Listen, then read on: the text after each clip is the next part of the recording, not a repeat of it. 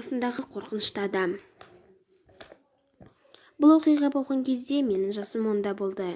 Мен өз бөлмемді жақсы көретінмін, себебі ол жерде шкаф, теледидар, төсек және де өзімде компьютер болатын. Және де бір түнінде мен өзімнің шкафынан бір шуды естідім, және де мен оған мән бермедім. Мүмкін бұл тышқан шығар дедім де ұйықтай бердім, себебі ертең сабаққа ерте тұру керек. Сағат таңғы 5 болды. Мен таңертең оқитынмын.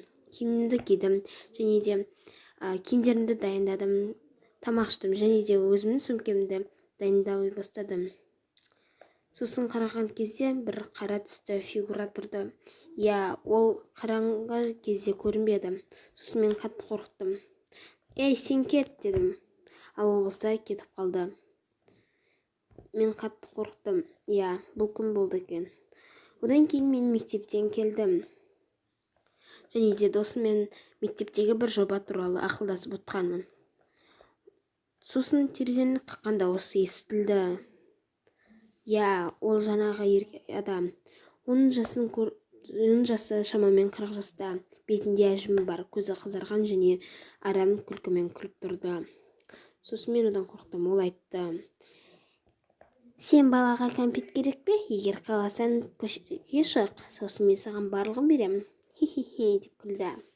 Сосын мен болсам оған айттым: кет дедім. Ол болса кетті. Яғни есіктен күтіп тұрды. Ол қателік жасады, себебі әкем жұмысқа бара жатты. Ол адам айтты: кет мен үйімнен, кет, жоғал деп айқайлады. Сосын мен әкеме болған жайттың барлығын айтып бердім. Ал әкем болса 911-ге хабарласам деп шешті. Жоқ, бірақ та ол саған тиіскен жоқ қой балам. Ол мүмкін үйсіз адам, мүмкін ол көмек сұрайын деп келген шығар. Үстім байыбына бармай кінәламайық деді. Одан кейін мен бөлмемде келдім. Сосын отырған кез отырдым. Мен ойлап отырдым, ол адам кім екен дедім, және ол мені неге таңғы 5-те күтіп тұрды. Бұл мен достарым емес екені анық. Сосын мен шкафымнан бір күлкінің дауысын естідім. Мен мән бермедім. Бұл мүмкін мен тісім шығар деп жаттым. Мен 1-2 минут жаттым, және де ол адам шкафтың ішіне пышақпен тырналауды бастады. Мен тағы да кішкене жаттым, бірақ мен ол шуға шыдамадым және де үндемей кетіп қалдым. Ата-анамның бөлмесіне келіп есікті құлыптап барлық жағдайды айтып бердім. Мына жақта адам бар екенін. Сосын анам тез қорқып 911-ге хабарласты және айтты: ол адам келді. Сен бала, шық, мен сен ата-анаңа тиіспеймін.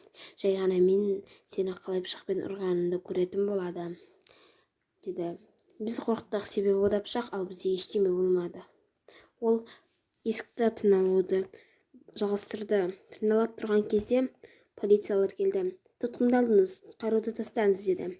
Сосын оны алып кетті. Біз ата-анамызбен қуандық, себебі оны алып кеткеніне. Қайта шүкір, менің шкафым төсегімнен алыс болды. Ол адам нағыз жынды болды. Адамды өлтірді. Ол жақтағы күзетшіні өлтіріп қашып кеткен. Және де мені өлтіруді келесі құрбан тапқақшы болған. Және де біз барлық жерге камера орнаттық. Міне, ол қалай менің бөлмеме кірді? Мүмкін мен ұйықтап жатқан кезімде ол мені өлтіруде мүмкін. Ол мені өлтірер еді. Ол мүмкін менің төсегімнің астында да толған шығар. Мен ойлаймын, ата-анам есікті ашып кеткеннен шығар ол кіргені. Ол басқа қалай кіреді? Немесе ол менің терезем арқылы кіріп кеткен. Аударып бастаған DMA. Назарларыңызға рахмет. Достар, егер де осындай видеоларды қаласаңыздар, арнаға тіркеліп, лайк басып, қоңыраушаны басуды ұмытпаңыздар. Сіздермен болғанмен DMA. Көптеген уақыт жоғалып кеткеніме кешіріңіздер. Сау болыңыздар.